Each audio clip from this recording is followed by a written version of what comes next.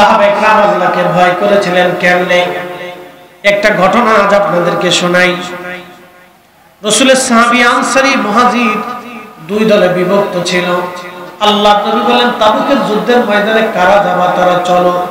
30,000 সাহাবী প্রস্তুতি নিল, তাবুকের যুদ্ধের ময়দানে যাবে।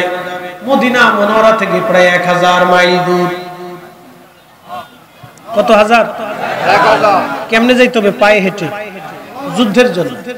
কোন সাহাবী আসছে, তার কোনো খাবার টাবার নেই, একই কাপড়, একটা জুব্বা, একটা চাদর আর একটা তলোয়ার নিয়ে যুদ্ধের রওনা দিচ্ছে। একসাথে বলবেন আল্লাহু আকবার। জীবনের জন্য না শাহাদাতের জন্য? শাহাদাতের জন্য। তারা আল্লাহকে ভয় করত, দুনিয়াকে ভালোবাসত, তারা মরণকে ভয় পায় না। তারা চিন্তা করে মৃত্যুর পরে আমার কবরে আমার রাসূলের সাথে দেখা হবে। ইমাম আহলে সুন্নাত আলা হযরত রাহিমাহুল্লাহ, হুজুর গাউসে পাক রাহিমাহুল্লাহ, ইমাম মালিক রাহিমাহুল্লাহ, মুজাদ্দিদ আল-ফিসানি রাহিমাহুল্লাহ, খাজা বাকিবিল্লাহ রাহিমাহুল্লাহ, শাহ সুফি ফতেহ আলী রাসূলুল্লাহ রাহিমাহুল্লাহ, পৃথিবীর বড় বড় বুজুর্গ যারা ছিলেন তারা মৃত্যুকে পছন্দ করতেন যে মৃত্যুর পরেই আমার রাসূলের সাথে দিদার। আল্লাহু আকবার। সাহাবী রাসূল 30,000 সাহাবী তাবুকের যুদ্ধের ময়দানের দিকে রওনা করলেন। 30,000 সাহাবীর ভিতরে একজন সাহাবী ছিলেন মুহাজির। মুহাজির সাহাবীর ভাই ছিল হযরত সালাবা। সালাবা ছিলেন আনসারী সাহাবী। সালাবাকে বলে গেলেন, ভাই আমার, আমি তো যুদ্ধের ময়দানে চলে যাচ্ছি, তুমি যেহেতু মদিনাতে আছো, আমার স্ত্রী আছে, আমার সন্তান আছে, আমার স্ত্রী সন্তানদের ভরণ পোষণ, খাবার দাবার দেখাশোনা তুমি করবে। হযরত সাহাবী যুদ্ধের ময়দানে চলে গেলেন। দীর্ঘদিন পর্যন্ত সালাবা রাদিয়াল্লাহু আনহু তিনি ওই ঘরের মধ্যে খাবার দিয়ে আসেন, প্রয়োজনীয় সামগ্রী পানি দিয়ে আসেন, লাকড়ি টাকড়ি দিয়ে আসেন, সমস্ত প্রয়োজনীয় সামগ্রী দিয়ে আসেন। একদিন শয়তান ডাক দিয়ে বলল, সালাবারে, তুমি তো প্রত্যেক দিন তোমার ভাইয়ের স্ত্রীর ঘরে খাবার দিয়ে আসো, তার সন্তানদেরকে খাবার দিয়ে আসো, কিন্তু তুমি তো একটা বড় পর্দা সরায় দেখো নাই তোমার ভাইয়ের স্ত্রী দেখতে কেমন। শয়তান রাসূল কারীমের সাহাবীর অন্তরের মধ্যে ধোঁকা দিয়ে বসলো। আল্লাহর নবী বললেন, সাহাবীরা রে শোনো, উম্মতেরা শোনো, শয়তান রক্তের শিরার ভিতর দিয়ে ঢুকে কলবের মধ্যে বসে বসে ধোঁকা দিতে থাকে। যদি ধোঁকা থেকে তুমি বাঁচতে চাও তো আল্লাহর জিকিরের ধাক্কা মারো। আল্লাহর জিকিরের ধাক্কা যখন মারবেন তখনই শয়তান আপনার কাল থেকে বের হইয়া দৌড়াইয়া পালাইয়া চলে যাবে। চিৎকার করে বলেন আল্লাহু আকবার। এজন্য ওলিরা জিকির করাইতো। ওলিরা কি করাইতো? আর আমরা দেশের মোল্লাই সৌদি আরব ফেরত, made in Saudi Arab, made in Abdul Wahab Mujdi. উনি বেদাতের কথা ঠিক আছে, বেদাত সাহাবীদের জামানায় ছিল না, সূরা কোথাকা এই কেমন ছিল সাহাবীদের জামানায় ছিল না। আল্লাহ রাব্বুল সাউতি যিকরিহি ইয়ানশারিফুন নাস মিনাল মাক্ত ওয়া কানা আলা হাদিন নবী সাল্লাল্লাহু আলাইহি ওয়াসাল্লাম রাওয়াহুল বুখারী। নবীর জামানাতে সাহাবায়ে کرام ফরজের নামাজের পরে উচ্চ আওয়াজ দিয়ে জোরে জোরে জিকির করতেন। একসাথে বলবেন আল্লাহু আকবার। এই ফতোয়া মারতেছে, ফতোয়া দিয়ে ইসলাম তো শেষ করে ফেলছে। এত ফতোয়া মারছে যে আমাদের যুবক শ্রেণী আজকে অধিক যুবকরা আদবের নষ্ট হয়ে গেছে। দেখেন মুরব্বি দেখলে সালাম দেয়, এই কথা কর না। ক্লাস 10 এর পোলাপানে যেমনি ছাত্র শিক্ষকরা ধরে পিটায়, এটা দেখলে আপনার কাছে গা শিউরে উঠবে। আগামীর দিন আমাদের অন্ধকারে নিমজ্জিত, আমাদের আগামীর দিন অন্ধকার নিমজ্জিত। এই যে বিদ্যালয়গুলিতে প্রথম সবক আদব শেখানো উচিত। প্রত্যেকটা বাংলাদেশের বিদ্যালয়ে বিদ্যাপীঠে সিলেবাসের প্রথমেই আদব শেখানো উচিত। এটা আদব শেখানো হয় না। বাংলাদেশে এক এক সময় এক একটা শিক্ষা ব্যবস্থার ভিতরে কিছু আস্তিক নাস্তিক আবিদাবি আউলা জাউলা বাউলা বসে থাকে, যেগুলোর কারণে আমাদের শিক্ষা ব্যবস্থা ধ্বংস হয়ে যাচ্ছে। নারী কমিশন নামে নারী কমিশন এসে বলে দিল পতিতাদেরকে কর্মজীবী শ্রমজীবীর মর্যাদা দিতে হবে। আরে বেটা, আমাদের দেশের লক্ষ লক্ষ নারীদেরকে বেশ্যা বানানোর বুদ্ধি হয়েছে। কথা কথা আমরা উচিত কথা বললে বলবো হুজুররা ভালো না। আপনি বুঝতে পারতেছেন, যদি এদেশের পতিতাদেরকে যদি শ্রমিক হিসেবে মর্যাদা দেওয়া হয়, এদেশের লক্ষ লক্ষ নারীরা পতিতা ব্যবসায় নেবে, লক্ষ লক্ষ যুবকদের চরিত্র নষ্ট হবে, লক্ষ লক্ষ ফ্যামিলি ধ্বংস হবে, লক্ষ লক্ষ সন্তানের বাবা মার কোনো পরিচয় থাকবে না। এটা কখনোই হতে দেওয়া যাবে না, এটা কখনোই হতে দেওয়া যাবে না।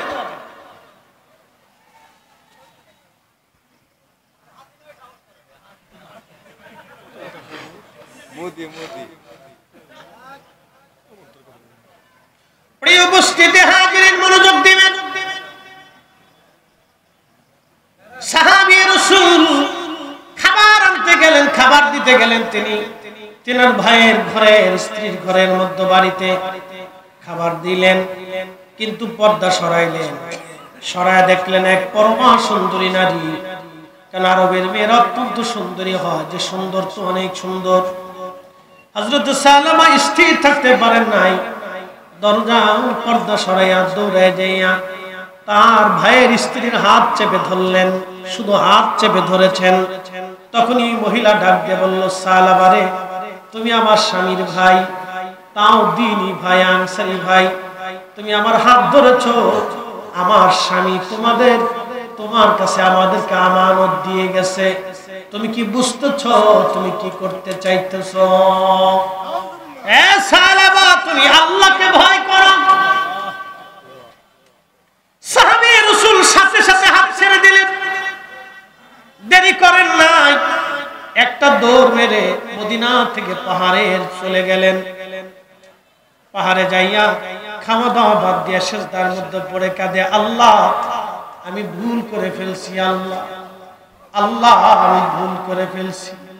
এ পয়েলগাছাবাসী, ওয়াজ যত দূরে যায়, এখানে বহু মুসলমান আজ এশার নামাজ পড়ে নাই,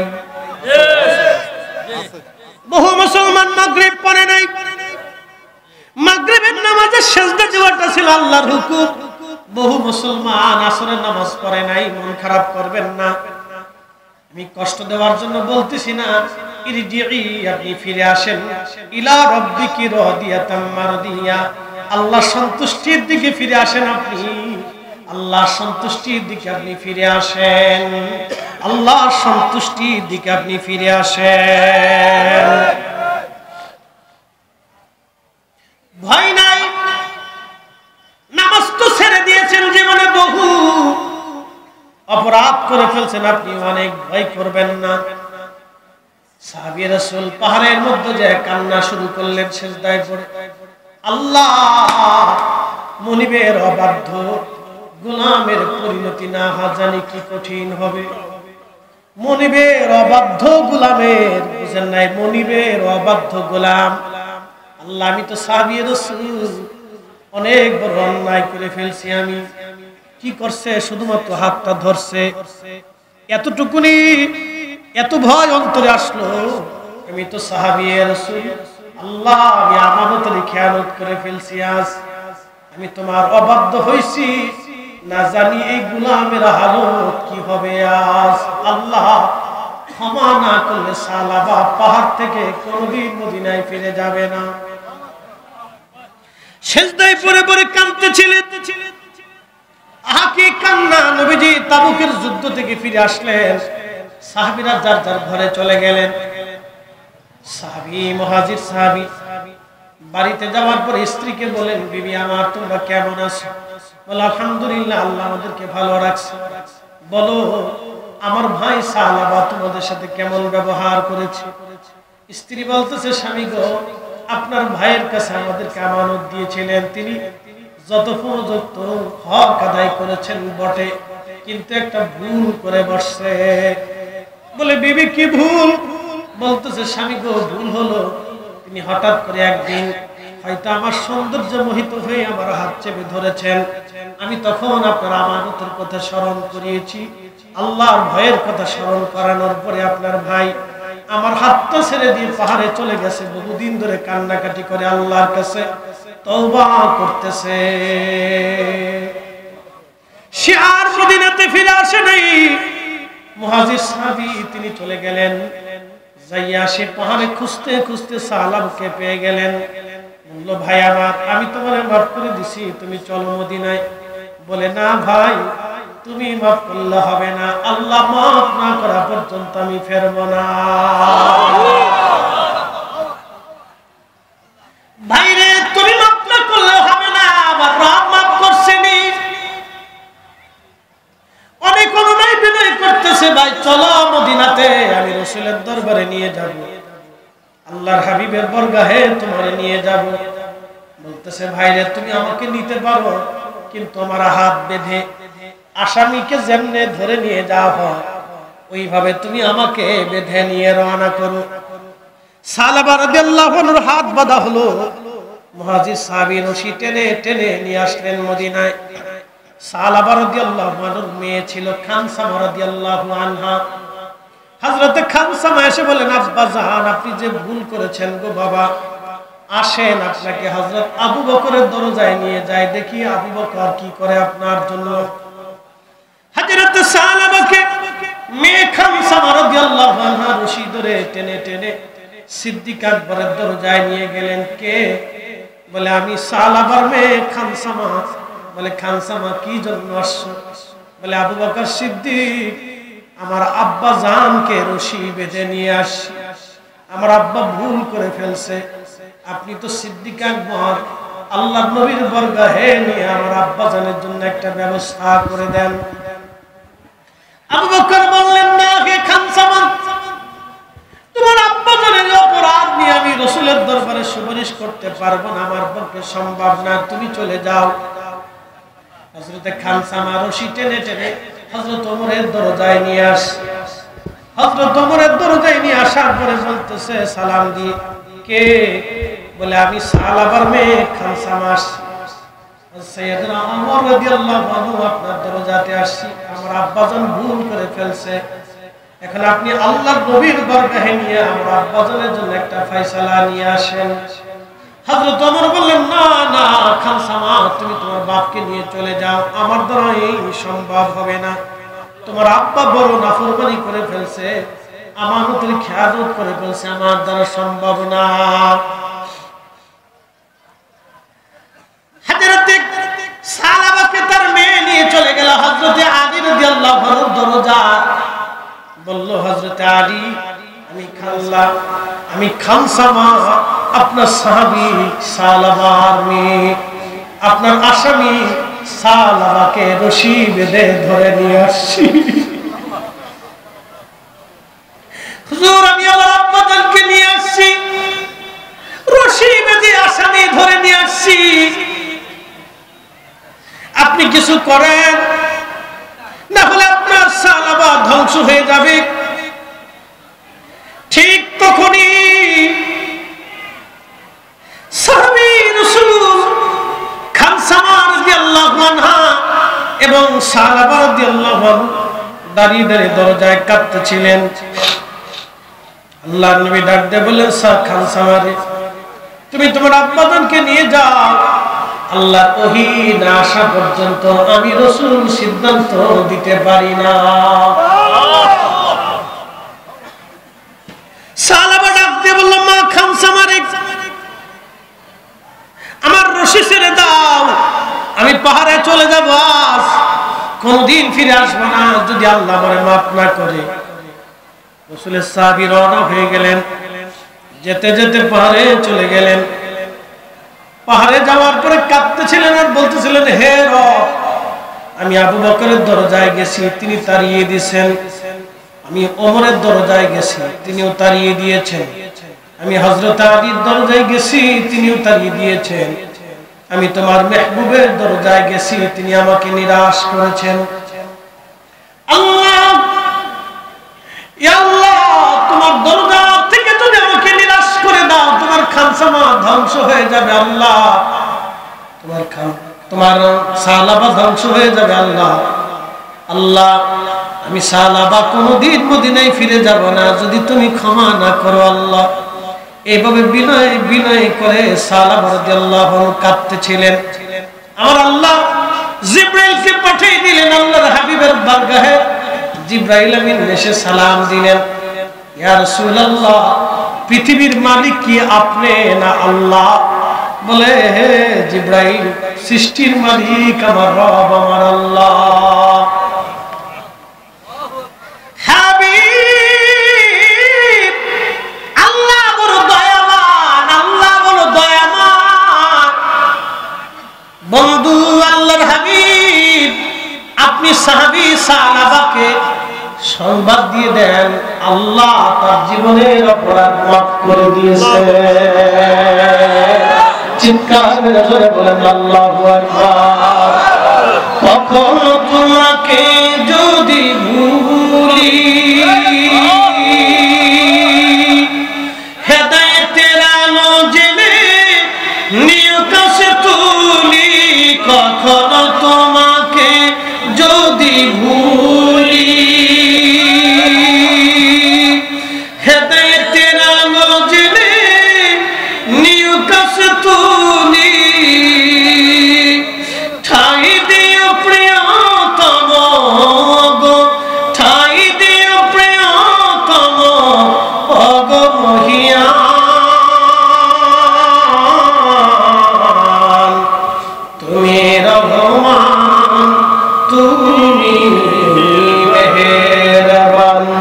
অন্ধ গাহে না শুধু তোমার গুণগান, অন্ধ গাহে না শুধু তোমার গুণগান। বুঝেও বুঝে না তবু শান। তুমি রহমান, তুমি মেহেরবান। আল্লাহুম্মা সাল্লি আলা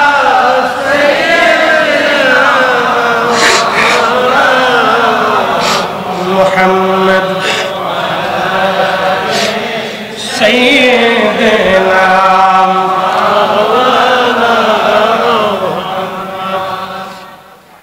হযরত সালাবার ব্যাপারে নবীজি ডাক দিলেন, সাহাবীরা, সালাবার আল্লাহ মাফ করে দিয়েছে। তোমরা কে কে আমার সালাবাকে পাহাড় থেকে আনতে যাবা বলো। হযরত আবু বকর, হযরতে ওমর, হযরতে সালমান ফারসি, হযরত আলী রিদওয়ানুল্লাহি তাআলা আলাইহিম আজমাইন, এই চারজন মহান সাহাবী দাঁড়িয়ে গেলেন। আল্লাহর নবী বলেন, আবু বকর, ওমর, তোমরা দুইজনে বসো। সালমান ফারসি এবং আলী রাদিয়াল্লাহু আনহুমা, তোমরা দুইজনে চলে যাও, আমার সাহাবাকে পাহাড় থেকে খুঁজে তালাশ করে নিয়ে আসো। নবীর মহান দুইজন সাহাবী খুঁজতে খুঁজতে পাহাড়ের গহ্বরে যায় দেখলেন একটা কোনায় সাহাবা সিজদায় পড়ে কাঁদতেছে, আল্লাহ ক্ষমা যদি না করো তোমার সাহাবা ধ্বংস হয়ে যাবে। আল্লাহ, তোমার সাহাবা ধ্বংস হয়ে যাবে, ক্ষমা যদি না করো। আমার পীর মুর্শিদ হুজুর কেবলা জান আট্টুশির হুজুর শেষ রাত্রিবেলা তাহাজ্জুদের সময় একটা শের গাইতেন, আপনাদেরকে একটু শোনাই। শুধু মাঝে মধ্যে হয়তো অনেকেই বিরূপ মন্তব্য করতে পারেন, একটা সুন্দর শের আপনাদেরকে শোনাবো। হুজুর কেবলা এইভাবে গাইতেন, গুনাহগার বলে মাওলা, অপরাধী বলে মাওলা, দূরে ফেলে দিও না, গুনাহগার বলে মাওলা। ঠিক তাহাজ্জুদের সময় শেষ রাত 3টে, 3:30 ভিতরে এই শেরটা টানতেন, অপরাধী বলে মাওলা, গুনাহগার বলে মাওলা, দূরে ফেলে দিও না, মাগফিরাতের দ্বার হইতে না উম্মেদ কইরো না, মাগফিরাতের দ্বার হইতে না উম্মেদ কইরো না। আল্লাহ আল্লাহ বলে ডাকি মামা শোনো না, আল্লাহ আল্লাহ বলে ডাকি মামা শোনো না, না জানি কই রাশি গুনা না জানি করি রাশিয়া আমি কি গুনা। এভাবে কাঁদতেন তিনি, মুরিদরাও কাঁদতেন। প্রিয় উপস্থিতি, সানাবার পাহাড়ের গুহার মধ্যে পড়ে পড়ে কাঁদতেছে, আল্লাহ ক্ষমা যদি না করো তোমার সালাবা ধ্বংস হয়ে যাবে। সালমান ফার্সি গেলেন আর সাথে হযরত আলী গেলেন। দুইজন যে সালাবাকে বলতেছে, সালাবারে মাথা উঠাও, সুসংবাদ নিয়ে আমরা আসছি। বলে বলো কি সুসংবাদ? বলে আল্লাহ তোমারে মাফ করে দিয়েছে। একসাথে জোরে বলেন আল্লাহু আকবার। কুল ইয়া ইবাদিয়াল্লাযীনা আসরাফু আলা আনফুসিহিম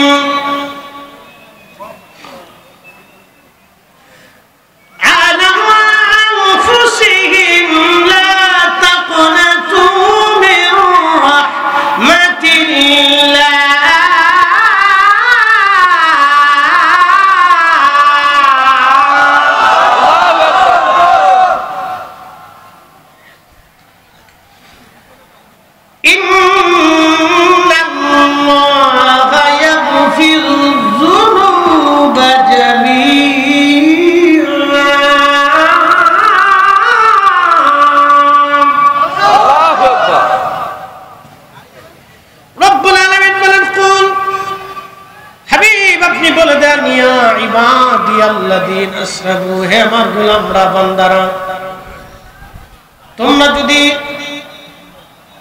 নিজের নফসের উপরে জুলুম করে ফেলো, গুনাহ করো, লা তাকনাতু মির রাহমাতিল্লাহ, আমার রহমত থেকে তোমরা নিরাশ হয়ো না, আমার রহমত থেকে তোমরা নিরাশ হয়ো না।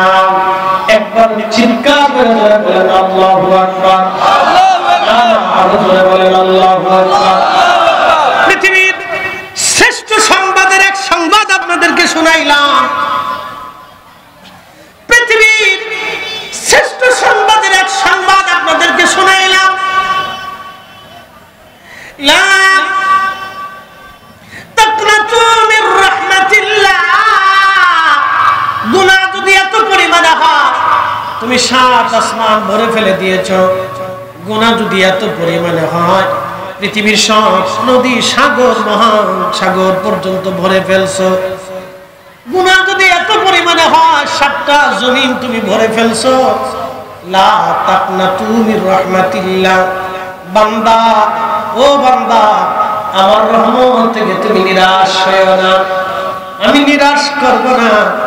ইন্নাল্লাহা, নিশ্চয় আমি আল্লাহ, অবশ্যই আমি আল্লাহ, ইয়াগফিরুয যুনুবা জামিআ, তোমাদের জীবনের সব গুনাহগুলি প্রত্যেকদিন তুমি 70 বার তওবা করো, কারণ মরণের সময় তোমার তওবা করার সুযোগ নাও হতে পারে। কথা বুঝতেছেন আপনারা? তওবা একসাথে বলেন কি? তওবা। ফিরে আসেন আল্লাহর দিকে, ফিরে আসেন, তওবা করে ফিরে আসেন, তওবা করে ফিরে আসেন, আল্লাহর দিকে ফিরে আসেন। সুযোগ এখনো আছে, আল্লাহ সুযোগ রেখে দিয়েছে, ফিরে আসেন।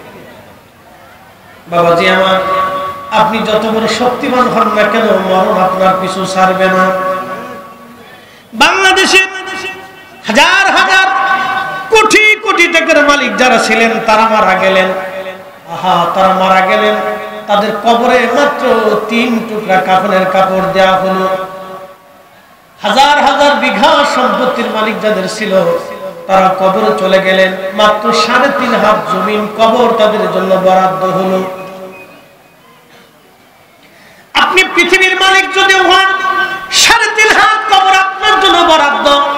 আপনি যদি হাজার হাজার বিলিয়ন ট্রিলিয়ন কোটি কোটি টাকার মালিক হন, পৃথিবীর সমস্ত স্বর্ণ আপনার যদি মালিকানায় আসে, পৃথিবীর সমস্ত যদি গহনা এবং রূপা এবং আপনার কি বলে জহরত বলি, হীরা মণিমুক্ত যদি আপনার অধীনে চলে আসে, মাত্র 3 টুকরা কাপড়ের কাপড় আপনার জন্য বরাদ্দ। এর বেশি 1 ইঞ্চি বেশি পাবেন না। মাত্র 3 টুকরা বরাদ্দ, 3 টুকরা বরাদ্দ কাপড়, মাত্র 3.5 হাত জমিন বরাদ্দ। আমরা এই দুইটা কথা যদি কেউ বাড়ি পর্যন্ত নিয়ে যেতে পারেন, তাহলে আজকে তওবা হবে, আল্লাহ জীবনে কারো অর্থ মেরে খাবো না, জীবনে কারো হক মেরে খাবো না, আল্লাহ জীবনে কারো রক্ত চুষবো না, আল্লাহ জীবনে কারো অধিকার ক্ষুণ্ণ করবো না, জীবনে ভাইয়ের সম্পদ মারবো না, জীবনে বোনের হক নষ্ট করবো না, জীবনে কখনো মা বাবার হক নষ্ট করবো না। শুধু দুইটা কথা বাড়ি নিয়ে যান। 1 নাম্বার, আপনি অনেক অর্থের, যত অর্থের মালিক হন, পৃথিবীর মালিক হলো আপনার জন্য মাত্র 3 টুকরা কাফনের কাপড় বরাদ্দ। সারা পৃথিবীর মালিকও যদি আপনি হয়ে যান, 3.5 হাত জমিন আপনার জন্য বরাদ্দ, এর বেশি কিছুই আপনি পাবেন না। সাহাবী 2 জন সাহাবাকে নিয়ে আসলেন, তখন হযরত বেলাল রাদিয়াল্লাহু আনহু ফজরের আযান দিলেন, আসসালাতু খায়রুম মিনান নাওম, ঘুম থেকে নামাজ ভালো। সমস্ত সাহাবী মসজিদ ভরা, একেবারে জায়গা নাই। হযরত সালাবা রাদিয়াল্লাহু আনহু সবার পিছনের কাতারে এসে দাঁড়াইলেন। আল্লাহর নবী কোরআন তেলাওয়াত শুরু করলেন। আলহামদুলিল্লাহ সূরা ফাতিহা পড়ার পরে নবীজি সূরা তাকাসুর শুরু করলেন। আল্লাকুমুত তাকাসুর হাত্তা যুরতুমুল মাকাবির। আল্লাহু আকবার। আল্লাকুমুত তাকাসুর হাত্তা যুরতুমুল মাকাবির। আল্লাহু আকবার। ঠিক তখনই হযরত সালাবা রাদিয়াল্লাহু আনহু থরথর করে কাঁপতেছিলেন, থরথর করে কেঁপে চিৎকার দিয়ে উঠলেন, শুধু চিৎকার দিয়ে হযরত সালাবা মসজিদে নববীর মধ্যে পড়ে গেলেন। ওরে আর দেরি হলো না, আমার আল্লাহ তার রূহ নিয়ে চলে গেলেন। নামাজরত অবস্থায় কোরআন তেলাওয়াতে আল্লাহর ভয়ে, আল্লাহুকুমুত তাকাসুর অর্থ বলে দিয়ে যায়, মানুষ দুনিয়ার পিছে দৌড়াইয়া আমি আল্লাহকে ভুলে যায়। মানুষ দুনিয়ার পিছে দৌড়ে আমি আল্লাহকে ভুলে যায়। হাত্তা যুরতুমুল মাকাবির, কবর পর্যন্ত, কবর পর্যন্ত। এরপরে আর কোনো সুযোগ নাই। সালাবা ঘুমিয়ে গেলেন, মসজিদের মধ্যে সালাবা ইন্তেকাল করলেন। একসাথে চিৎকার করে বলেন না মারহাবা, লা ইলাহা তেলে চলে গজলটা কোন নাউজি, লা ইলাহা লা ইলাহা লা ইলাহা ইল্লাল্লাহ, লা ইলাহা হাসবি রাব্বি জাল্লাল্লাহ মা ফি কলবি দাই। আহা নূর মুহাম্মদ সাল্লাল্লাহু, ও নূর মুহাম্মদ সাল্লাল্লাহু ইল্লাল্লাহ, লা ইলাহা লা ইলাহা লা ইলাহা ইল্লাল্লাহ মুহাম্মাদুর রাসূলুল্লাহ সাল্লাল্লাহু আলাইহি ওয়াসাল্লাম। হযরত সালাবা মেহমান আসছে। আচ্ছা, আমার তো সময় শেষ, টাইম দেওয়া যাবে না আমার।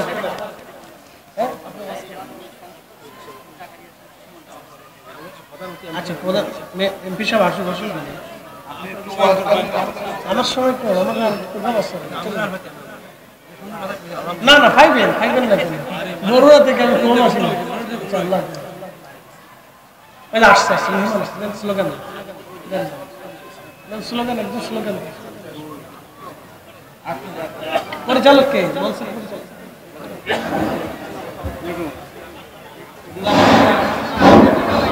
নারায়ে তাকবীর, আল্লাহু আকবার, নারায়ে তাকবীর, আল্লাহু আকবার, নারায়ে রিসালাত, ইয়া রাসূলুল্লাহ, নারায়ে রিসালাত, ইয়া রাসূলুল্লাহ, নারায়ে গাউসিয়া, আহলে সুন্নাত ওয়াল জামাত। সালাবা রাদিয়াল্লাহু আনহু একটাই মাত্র কান্না সন্তান হযরতে খানসামা রাদিয়াল্লাহু তাআলা আনহা তিনি দৌড়ায় আসলেন।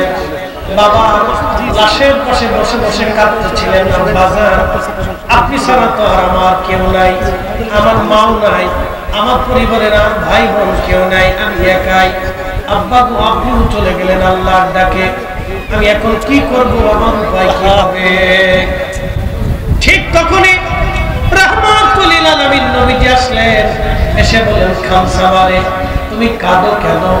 খানসামা বলে ইয়া রাসূলুল্লাহ ইয়া হাবিবাল্লাহ, আমার বাবা আল্লাহর ভয়ে মসজিদে নববীতে আপনার তেলাওয়াত শুনে আখিরাতের কথা স্মরণে ছটফট করে তিনি মারা গেছেন। আমার আব্বা একটা ভুল করেছিলেন, আমার রব আল্লাহ মাফ করে দিয়েছেন। ইয়া নবী আল্লাহ, আমার আর কোনো ভাই নাই, বোন নাই, আমার পরিবারের আর কেউ নাই, আমার আব্বা ধনী ছিল।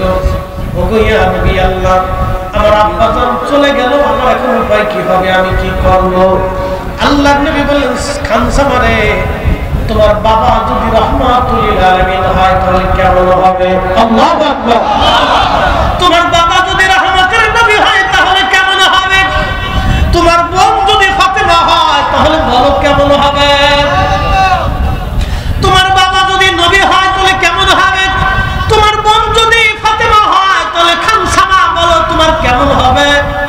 খানসামা হেসে দিয়ে বলেন ইয়া রাসূলুল্লাহ, এর চেয়ে বলন্দ নসিব খানসামার জন্য আর কিছু হতে পারে না।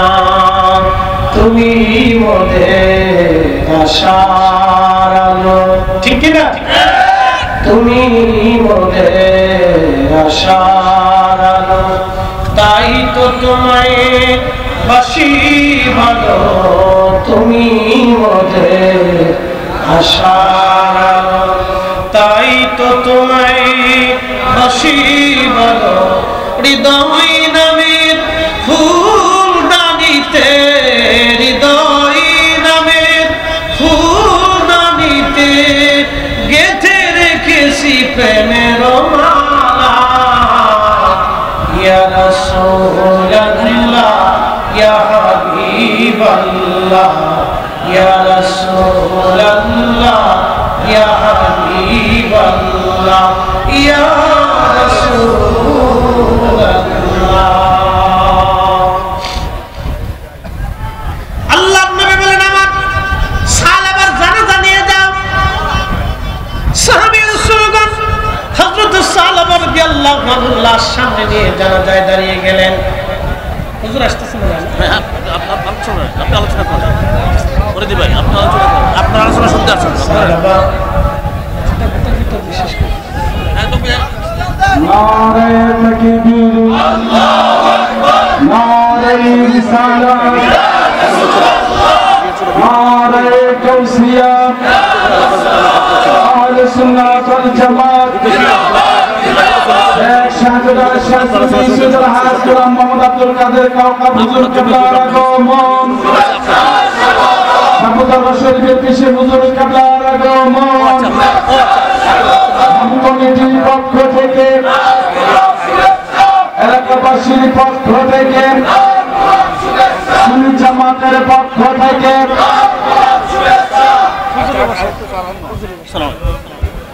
প্রিয় শেখ আলী মুস্তাফা, আপনারা দেখতে পাচ্ছেন যে আমাদের কাছে আজকের প্রধান মেহমান মেহমান আলা শাহপুর দরবার শরীফের পীরে তরিকত रहनुमाई শরীয়ত শেখ শাহজালাল শাহসুবি সৈয়দ আল-হাজ গোলাম মোহাম্মদ আব্দুল কাদের কাওকাব আল কাদিরি মাদ্রাসাতুল আলী পীর কাবলা শাহপুর দরবার শরীফ আমাদের মাঝে তাশরীফ আনছেন, মঞ্চে তাশরীফ আনছেন। আমরা সকলে বলি মারহাবা। আমাদের যিনি আজকের বিশেষ আকর্ষণ, আচ্ছা সারা রাত বলছেন ওটা আল্লাহ কবুল করছে ইনশাআল্লাহ। আচ্ছা চলবে ইনশাআল্লাহ। হুজুর আসছেন, হুজুর আপনাদেরকে নিয়ে তালিম তরবিয়ত দিবেন। আমাদের প্রধান মেহমান আসছেন, সাবেক এমপি মহোদয় আসছেন, আমাদের অ্যাডভোকেট সাহেব আসছেন, আরও মেহমানরা আসছেন, তারা আপনাদের কাছ থেকে দোয়া নেবেন। আমাদের প্রধান বক্তা তাহিরি সাহেব তিনিও কাছাকাছি ইনশাআল্লাহ। এই জন্য আমি আর সময় দিব না। সাহাবা রাদিয়াল্লাহু আনহুর জানাজা বিরাট সাহাবে কাম দাঁড়িয়ে তা আল্লাহর নবী জানাজা পড়াইতে যাবেন, কিন্তু আল্লাহ রাসূল পায়ের উপরে আঙ্গুলের উপরে ভর দিয়ে দিয়ে দিয়ে দিয়ে দিয়ে দিয়ে আস্তে আস্তে যাচ্ছে। একসাথে বলেন আল্লাহু আকবার। হযরত সালামার জানাজাতে সমস্ত সাহাবীরা দাঁড়ানো, নবীজি জানাজা পড়াইতে যাবেন, পা মোবারকের উপরে ভর দিয়ে দিয়ে আল্লাহ নবী যাচ্ছেন। সাহাবীরা বলেন, ইয়া রাসূলুল্লাহ, আপনি কেন পায়ের আঙ্গুলের উপর ভর দিয়ে দিয়ে, আমাদের দেশে কাদা হইলে যেমন আমরা পায়ের আঙ্গুলের উপর ভর দিয়ে দিয়ে আস্তে আস্তে দেখে দেখে যাই, আল্লাহ হাবিব ওইভাবে দেখে দেখে যাচ্ছেন। সাহাবীরা বললেন, হুজুর এরকম কখন আপনি হাঁটেন না, আজকে কেন এরকম হাঁটেন? বলে, সাহাবীরা রে, আমার সাহাবার জানাজা আল্লাহর আসমান থেকে এত ফেরেশতা আল্লাহ পাঠাইছে। আল্লাহু আকবার। আমার সাহাবার জানাজায় আল্লাহর আসমান থেকে এত ফেরেশতা পাঠিয়েছে, সাহাবীরা পা রাখার মতো কোনো জায়গা আমি পাচ্ছি না, সেই জন্য আমি ধীরে ধীরে বুঝে বুঝে পা রাখতেছি, যাতে ফেরেশতাদের পায়ের উপরে পা পড়ে না যায়। চিৎকার করে বলেন না ইয়া রাসূলুল্লাহ। তার মানে বুঝা গেল আশিকে রাসূল, গোলামে রাসূল, নবীর গোলাম যারা, আশিকে রাসূল যারা, আল্লাহর ওলি যারা, তাদের জানাজায় অসংখ্য ফেরেশতারা হাজির হয়। কথা বলতে কেন ঠিক কিনা? তাহলে আমরা আহলে সুন্নাত ওয়াল জামাতের পথে আসি না নাই? নারে হাত তুলে বলেন আসি না নাই? সুন্নি মুসলমান হয়ে বাঁচতে চাই কি চাই না? সুন্নিয়ত আমাদের ঈমান, সুন্নিয়ত আমাদের কি ঈমান। জোরে বলেন কি ঈমান। আরো জোরে বলেন কি ঈমান। রাসূল আমাদের কি ঈমান। আমাদের জীবন যাবে ঈমান যাবে, জীবন যাবে ঈমান যাবে।